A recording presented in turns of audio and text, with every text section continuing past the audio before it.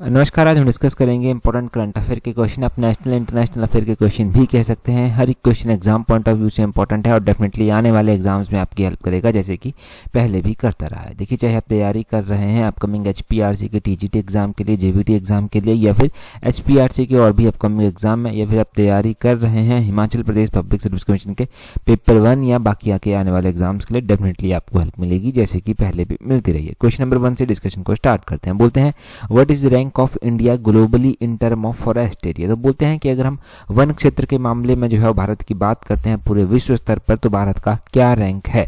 देखिए, पूरे विश्व स्तर पर अगर हम भारत की बात करते हैं और वो भी हम फॉरेस्ट एरिया के टर्म में बात करते हैं, तो भारत का जो है 9th रैंक जो है वो आता है। ऑप्शन बी जो है वो सही आंसर है। 9th रैंक जो है वो भारत का आता है। अगर हम बात करेंगे यहाँ पर कि और भी कंट्रीज की क्या रैंक रहे और पूरी डिटेल में ये रिपोर्ट जो आई है यहाँ से क्या क्या इंपॉर्टेंट पॉइंट जो है वो आते हैं। बोलते हैं कि इंडिया ने ग्लोबली अपना rank in term of forest area जो है वो इंक्रीज किया है। इससे पहले जब ये असेसमेंट की गई थी तो इंडिया का रैंक 10th था, परंतु अभी इंडिया ने जो है वो अपना रैंक जो है वो इम्प्रूव कर 9th नंबर पर जो है वो इंडिया पहुंचा है। और 9th नंबर पर जब इंडिया पहुंचा है तो ये जो रिपोर्ट निकाली गई है ये किसके द्वारा निकाली गई है? Global forest resource assessment report जो है वो निकाली गई है। इसी रिपोर्ट के अनुसार जो है ये सारा का सारा डाटा जो है वो बताया गया है।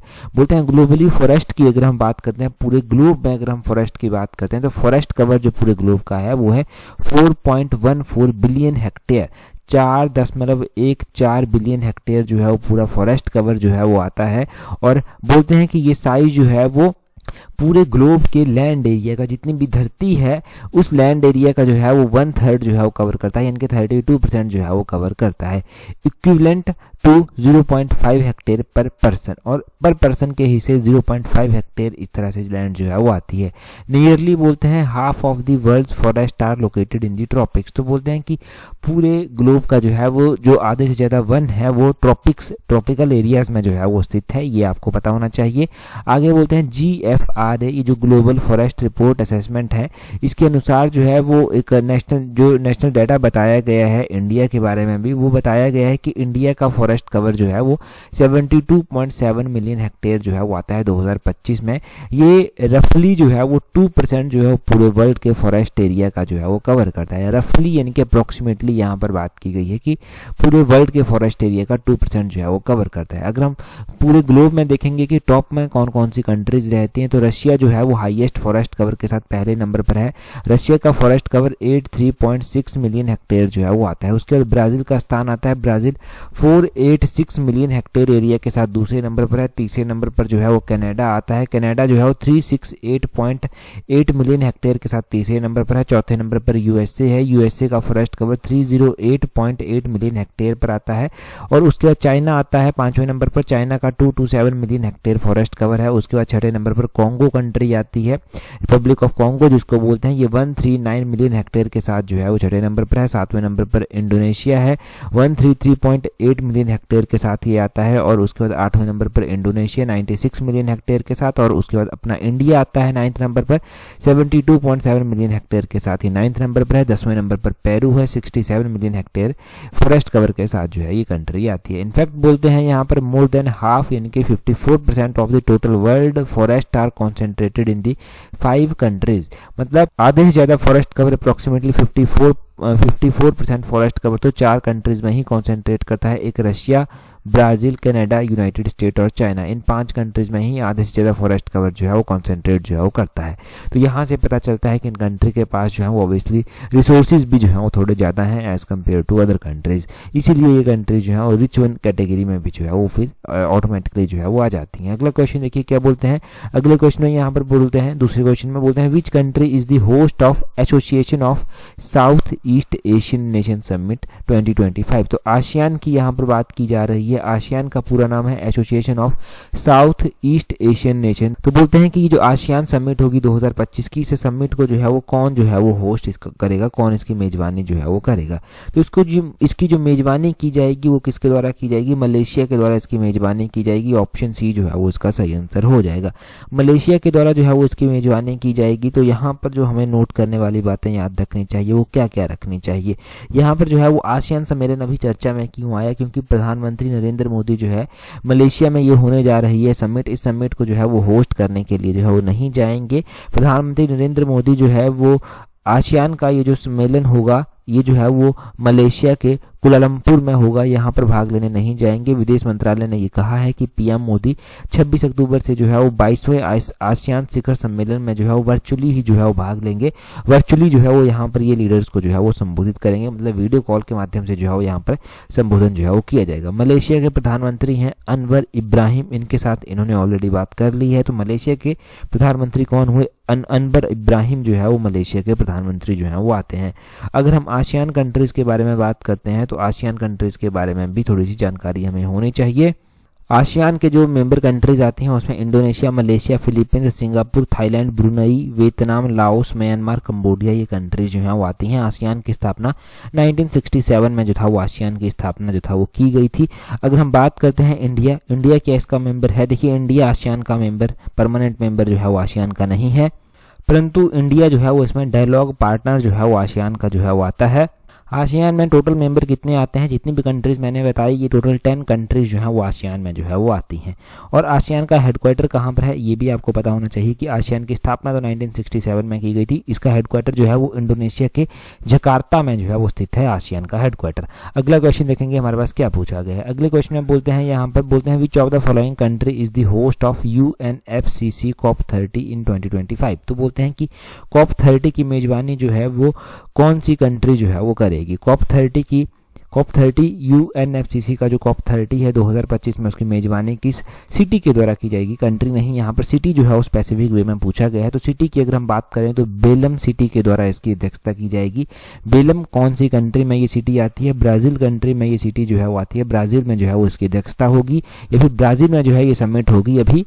अगर हम बात करते हैं कॉप यानी कि कॉन्फ्रेंस ऑफ पार्टीज की जो मीटिंग होती है हर साल इसकी होती है, तो कब कौन सी ईयर्स में जो है कौन सी कंट्रीज के द्वारा इसको होस्ट किया गया ये आपको पता होना चाहिए। इससे पहले जो 2024 में हुई थी COP29 उसको किसके द्वारा होस्ट किया गया था? उसको जो है COP29 को जो था वो होस्ट किया गया था बाकू के द्वारा। बाकू जो है वो कहाँ की कंट्री है? बाकू जो है वो अजरबैजान की जो है वो कंट्री है। उससे पहले COP28 जो था वो हुई थी। COP28 की अगर हम बात करें तो ये जो है वो दुबई UAE में जो है ये कॉन्फ्रेंस जो था वो हुई थी। उससे पहले जो था वो COP27 जो था वो हुई थी। COP27 की अगर हम बात करते हैं तो ये जो है वो इजिप्ट में हुई थी, शर्म इल शेख में जो था ये हुई थी। अभी जो है वो COP30 जो है वो होगी, अभी COP30 जो है वो होगी और COP30 जो होगी 2025 में बेलम ब्राजील में जो है ये होगी। अभी COP30 के बाद जो 2026 में COP31 होगा उसका लोकेशन जो है वो डिसाइड नहीं किया गया है, परंतु जब ये समिट होगी तब उस दौरान जो है ये भी डिसाइड हो जाएगा। उस टाइम ये भी पता चल जाएगा कि कौन जो है वो उसको होस्ट जो है वो करेगा। तो इतना सा ही हम याद रखेंगे। फिलहाल कई बार मैच करने को देते हैं। लास्ट की 5 कंट्रीज तो हमने एटलीस्ट जान ही ली। COP30 जान लिया, 29 जान लिया, 28, 27, 26 भी जान लेते हैं कि COP26 को जो है वो किसके द्वारा और कहाँ पर जो था वो होस्ट जो था वो किया गया था। तो COP26 जो होस्ट किया गया था वो किसके द्वारा किया गया था? इसको जो था यूनाइटेड किंगडम के ग्लासगो में 2021 में जो था वो होस्ट किया गया था। तो COP26 भी आपको पता चल गया, लास्ट की 5 आपको पता चल गई। अगला क्वेश्चन जो है देखते हैं हमारे पास क्या पूछा गया है नेक्स्ट क्वेश्चन में बोलते हैं, यहाँ पर बोलते हैं 20 वर्ष is the new year day celebration in which state. तो ये 20 वर्ष जो है वो न्यू ईयर सेलिब्रेशन होता है। बोलते हैं कौन से राज्य में इस 20 वर्ष को जो है वो मनाया जाता है? 20 वर्ष को जो है वो न्यू ईयर सेलिब्रेशन के रूप में मनाया जाता है और गुजरात में इसको जो है वो मनाया जाता है। ऑप्शन बी इसका गुजरात जो है वो सही आंसर इसका हो जाएगा। अच्छा, गुजरात में इसको मनाया जाता है एज ए न्यू ईयर। तो यहाँ पर कुछ और भी ऐसे पॉइंट हम जानेंगे साथ में, जैसे कि तमिलनाडु में जो न्यू ईयर फेस्टिवल होता है, न्यू ईयर जो मनाया जाता है तमिलनाडु में, उसको क्या बोलते हैं? उसको जो है वो वर्सुआ पिरापू बोला जाता है। इसको पुतांदू भी जो है वो तमिलनाडु में जो है वो बोला जाता है। तमिलनाडु में इसको इस तरह से बोलते हैं। साथ में ही केरल में जब इसको मनाते हैं न्यू ईयर फेस्टिवल को तो विशु जो है वो बोला जाता है। केरल में विशु को जो है वो न्यू ईयर फेस्टिवल के रूप में जो है वो मनाया जाता है। केरल का भी पता चल गया। और असम स्टेट में अगर हम बात करते हैं कि असम स्टेट में जो है वो न्यू ईयर को जो है किस नाम से जाना जाता है, तो असम में जो है वो बिहू तो मनाते हैं, परंतु बिहू के भी अलग अलग प्रकार होते हैं। बिहू में जो है वो एक रोंगाली बिहू जो है वो होता है। जो रोंगाली बिहू होता है इसको जो है वो न्यू ईयर के रूप में मनाए जाते हैं और इस रोंगाली बिहू को जो है वो बोहंग बिहू भी जो है वो बोलते हैं, इसको जो है बोहग बिहू भी जो है वो बोला जाता है। ठीक है, तो ये आपने बिहू के बारे में जो है वो ध्यान रखना है, बिहू के बारे में ध्यान रखना है। और यहाँ पर गुजरात जो है वो आएगा, यहाँ पर गुजरात में जो है बीस्तु वर्षा जो है वो बोलते हैं, बीस्तु वरास जो है वो बोला जाता है, वो भी पता चल गया। बाकी के न्यू ईयर फेस्टिवल कहाँ पर कैसे मनाए जाते हैं, महाराष्ट्र में भी आपने एक फेस्टिवल सुना होगा गुड्डी पड़वा कर। ये जो गुड्डी पड़वा होता है, गुड्डी पड़वा को जो है वो न्यू ईयर के रूप में माना जाता है। मराठी न्यू ईयर फेस्टिवल भी इसको जो है वो बोलते हैं। गुड्डी पड़वा जो है वो मराठी न्यू ईयर फेस्टिवल के रूप में महाराष्ट्र स्टेट में जो है वो मनाते हैं। ठीक, अगला क्वेश्चन देखेंगे हमारे पास क्या पूछा गया है। परंतु अगला क्वेश्चन हम डिस्कस करें उससे पहले अगर आप तैयारी कर रहे हैं अपकमिंग HPRC के TGT एग्जाम के लिए और आप HPRC के JVT एग्जाम के लिए भी तैयारी कर रहे हैं, तो आप हमारी कॉम्प्रिहेंसिव टेस्ट शीट्स को जो है वो ज्वाइन कर सकते हैं, जिसका लिंक नीचे डिस्क्रिप्शन बॉक्स कमेंट बॉक्स में दिया गया है। अभी देखिए टेस्ट शीट्स के स्लॉट 1 स्लॉट 2 ऑलरेडी फुल हो चुके हैं और स्लॉट 3 भी ऑलमोस्ट फुल होने ही वाला है। तो वहाँ पर आप टाइमली खुद को रजिस्टर कर सकते हैं और आप चाहते हैं आपकी स्टडी को प्रॉपर शेप मिले तो यहाँ से आपको डेफिनेटली जो है वो हेल्प मिलेगी। अगला क्वेश्चन देखेंगे क्या बोलते हैं। नेक्स्ट क्वेश्चन में बोलते हैं which of the following is correct about FATF। FATF का क्या पूरा नाम है पहले ये बता देता हूँ। फाइनेंशियल एक्शन टास्क फोर्स जो है वो इसको बोलते हैं, फाइनेंशियल एक्शन टास्क फोर्स इसको बोला जाता है FATF को। अब इसके बारे में कुछ एक स्टेटमेंट्स दी गई हैं, पहले हम देखेंगे पहली स्टेटमेंट में क्या बोला गया है। पहली स्टेटमेंट में बोला गया है formed in 1989 bye G20 countries, कि इस FATF को जो है वो 1989 में G20 कंट्रीज के द्वारा जो था वो बनाया गया था, गठित जो था वो किया गया था। बोलते हैं अगले में its headquarter located in Paris France, किसका हेडक्वार्टर जो है वो पेरिस फ्रांस में जो है वो स्थित है, इसका मुख्यालय पेरिस फ्रांस में स्थित है। दूसरी स्टेटमेंट में जो है वो ये बोला जाता है। अब यहाँ पर इन दोनों ही स्टेटमेंट्स के बारे में जानेंगे कि कौन सी स्टेटमेंट सही है कौन सी गलत है। देखिए अगर हम FATF financial action task force की बात करते हैं तो 1989 में ही इसकी स्थापना जो था वो की गई थी, परंतु G20 कंट्रीज के द्वारा जो था वो नहीं की गई थी। इसकी स्थापना जो था वो G7 कंट्रीज के द्वारा जो था वो की गई थी। तो पहली स्टेटमेंट गलत हो जाती है। स्थापना तो 1989 में ही हुई परंतु स्थापना G20 के द्वारा नहीं, G7 के द्वारा जो था वो इसकी स्थापना जो था वो की गई थी। दूसरी में बोलते हैं its headquarter located in Paris France, किसका हेडक्वार्टर जो है वो पेरिस फ्रांस में जो है वो स्थित है। तो दूसरी स्टेटमेंट आपके पास सही हो गई, इसका हेडक्वार्टर पेरिस फ्रांस में ही जो है वो स्थित है। तो बोलते हैं choose the correct option, only 2 is correct, 1 is not correct. क्यों करेक्ट नहीं है?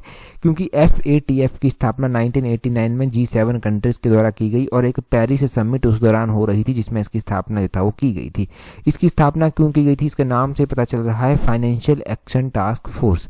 जो फाइनेंशियल क्राइम्स होते हैं ग्लोबली उनको उनके साथ उनमें जो है वो कंट्रीज जो है वो एक दूसरे के साथ कोऑर्डिनेट कर सकें, इस तरह से जो है वो जो क्राइम्स को कम किया जा सके, तो इसलिए इसकी स्थापना की गई थी फाइनेंशियल क्राइम्स के साथ निपटने के लिए ग्लोबली। और इसका हेडक्वार्टर जो है वो पेरिस फ्रांस में जो है वो स्थित है। इसको जो है वो OECD के द्वारा होस्ट किया जाता है। अब यहाँ पर एक बात ध्यान रखनी है कि पेरिस में इसका हेडक्वार्टर है और पेरिस समिट के दौरान ही जो था वो इसकी स्थापना भी जो था वो की गई थी। ठीक है जी, ये भी कंफ्यूजन आपको नहीं यहाँ पर होना चाहिए। अगला क्वेश्चन देखिए क्या बोलते हैं। Recently which Indian lunar mission made the first direct observation of the effect of the sun's coronal mass ejection, जिसको CME बोला गया ऑन दी मून। तो बोलते हैं कि हाल ही में किस भारतीय चंद्र मिशन के द्वारा जो है वो चंद्रमा पर सूर्य के कोरोनल मास इजेक्शन के प्रभाव का पहला प्रत्यक्ष अवलोकन किया गया है। तो ये चंद्रयान 2 के द्वारा जो है वो किया गया है। हमारा जो चंद्रयान 2 गया है ये पहला ऐसा जो है वो मिशन बना है भारत का जिसने जो है वो चंद्रमा पर सूर्य के कोरोनल मास इजेक्शन के प्रभाव का पहला प्रत्यक्ष अवलोकन जो है वो किया है। पहली ऑब्जर्वेशन जो है वो इसने ऐसी की है। अगर हम बात करते हैं चंद्रयान 1, चंद्रयान 2, चंद्रयान 3 की, तो यहाँ से भी कुछ इंपॉर्टेंट पॉइंट हमारे पास जो है वो आते हैं। क्या क्या पॉइंट आते हैं? चंद्रयान 1 के बारे में पहले ध्यान रखिए कि चंद्रयान 1 जो है वो इंडिया का पहला डीप स्पेस मिशन जो था वो था। इसरो के द्वारा इसको जो था वो लॉन्च किया गया था और 22 अक्टूबर 2008 को जो था वो चंद्रयान 1 को जो था वो लॉन्च किया गया था। उसके बाद चंद्रयान 2 था, ये इंडिया का पहला मिशन था और मून के ऊपर इसको भेजा गया था। और इसको जो है वो कब लॉन्च किया गया था? इसको जो था वो 2019 में जो था वो लॉन्च किया गया था। इसको भी जो है वो इसरो के द्वारा लॉन्च किया गया था और श्रीहरिकोटा से जो था वो इसको लॉन्च जो था वो किया गया था। उसके बाद चंद्रयान 3 की बात करें तो ये इंडिया के द्वारा ही मून पर भेजा गया एक मिशन था जो कि इसरो के द्वारा ही जो था वो लॉन्च किया गया था और इसरो के द्वारा इसको जुलाई 14, 2023 को जो था वो लॉन्च किया गया था। ठीक है, और यहाँ पर आदित्य L1 भी ध्यान रखना है। ये इंडिया का पहला सोलर ऑब्जर्वेटरी मिशन है। इसको 2 सितंबर 2023 को जो था वो इसरो के द्वारा ही आदित्य L1 को लॉन्च किया गया था। गगनयान की बात करेंगे तो गगनयान को अभी लॉन्च करना है। ये इंडिया का पहला ह्यूमन स्पेस फ्लाइट मिशन जो है वो होगा। और हम नेशनल स्पेस डे भी जो है वो अब मनाते हैं, राष्ट्रीय स्तर पर हम नेशनल स्पेस डे भी जो है वो मनाते हैं। नेशनल स्पेस डे हम इसलिए मनाते हैं क्योंकि इस दिन जो है वो हमारा चंद्रयान 3 जो है वो सक्सेसफुली जो है वो लैंड करता है मून के ऊपर जाकर। तो नेशनल स्पेस डे जो है वो अगस्त महीने की 23 तारीख को जो है वो हर साल जो है वो मनाया जाता है।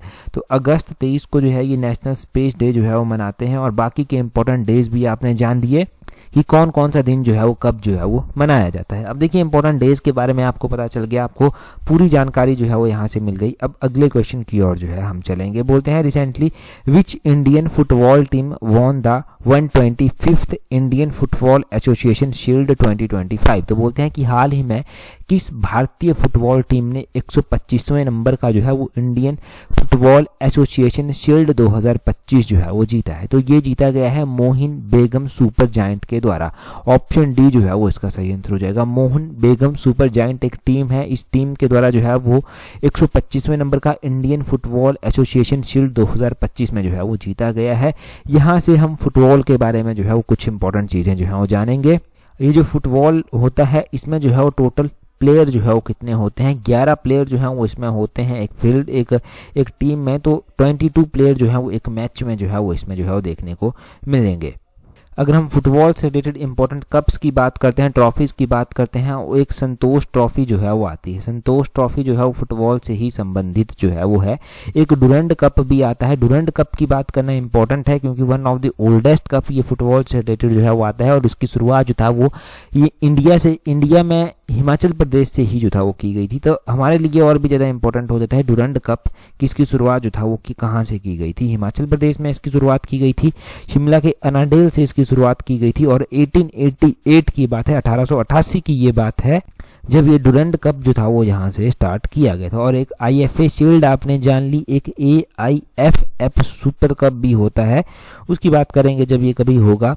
तो ठीक है, इन टूर्नामेंट्स के बारे में आपको पता होना चाहिए। संतोष ट्रॉफी हो गया, डुरंड कप हो गया, ये मोस्ट इंपॉर्टेंट है और इनके बारे में क्वेश्चन बना भी है एग्जाम में। हालांकि डुरंड कप तो हमारे हिमाचल जीके में भी क्वेश्चन अलग से बनता है। चलिए जी अगले क्वेश्चन की ओर बढ़ेंगे। नेक्स्ट क्वेश्चन में देखेंगे हमसे क्या पूछा गया है। अगले क्वेश्चन में बोलते हैं what is the name of India's first indigenously developed designed and manufactured aircraft carrier. तो बोलते हैं कि उस पहले स्वदेशी रूप के बारे में बताइए जो इंडिया के द्वारा डिजाइन और निर्मित किया गया है, वो कौन सा जो है वो है। इंडिया का पहला indigenously designed and manufactured aircraft carrier आपको बताना है।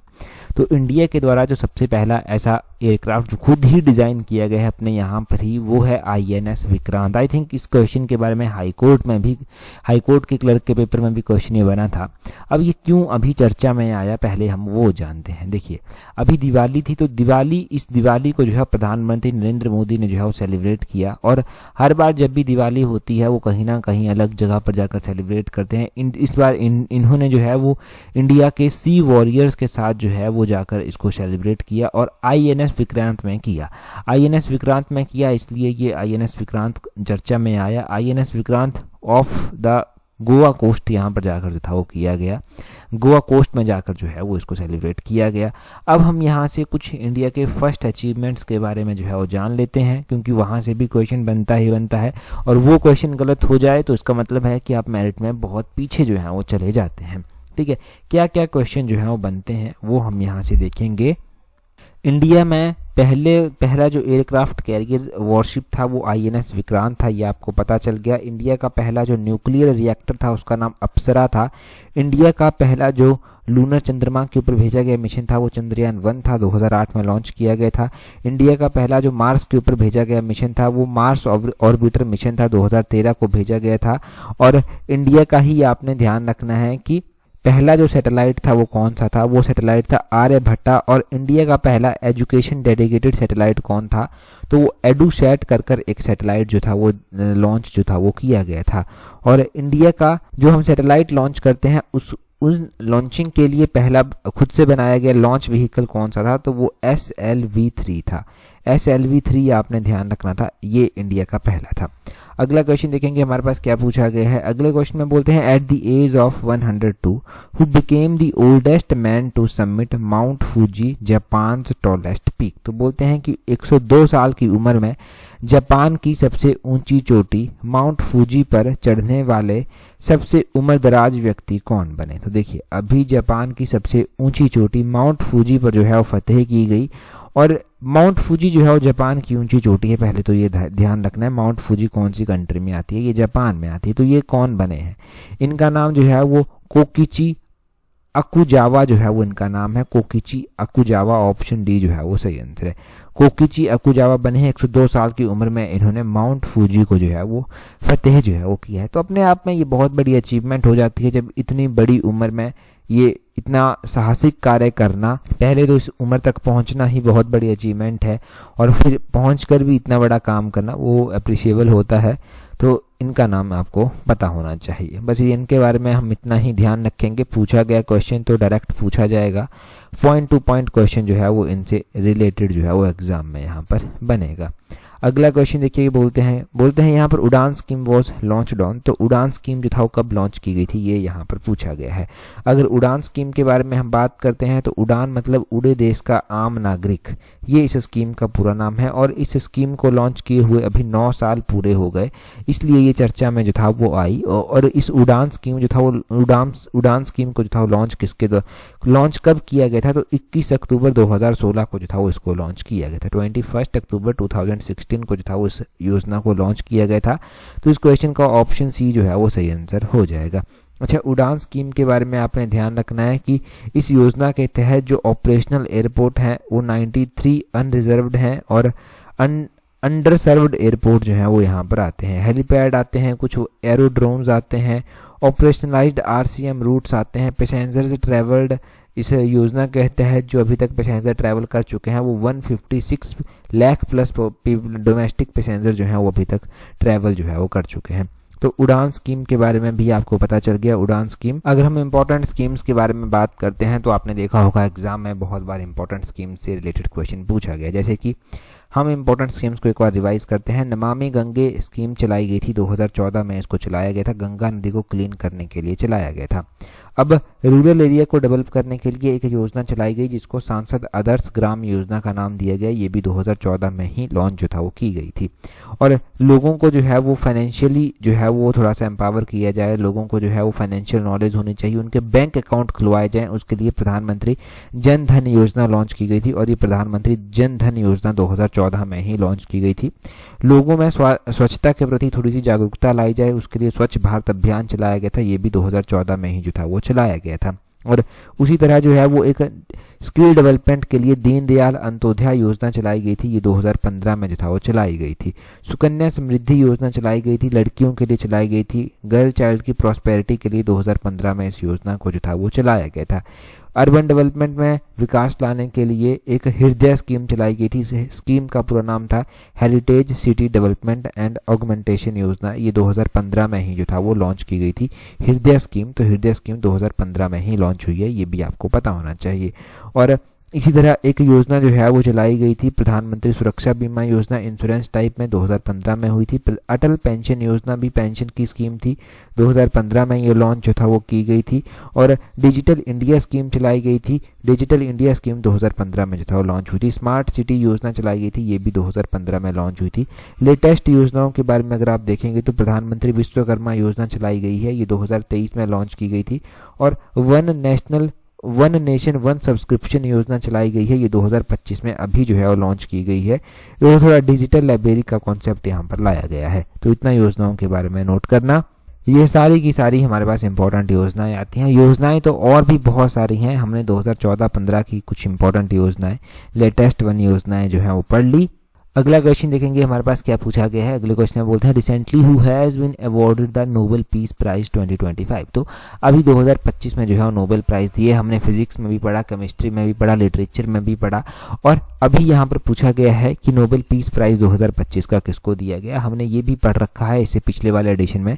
अभी आप कमेंट कर कर बताएंगे कि अभी हाल ही में नोबेल शांति पुरस्कार 2025 से किसे सम्मानित किया गया है।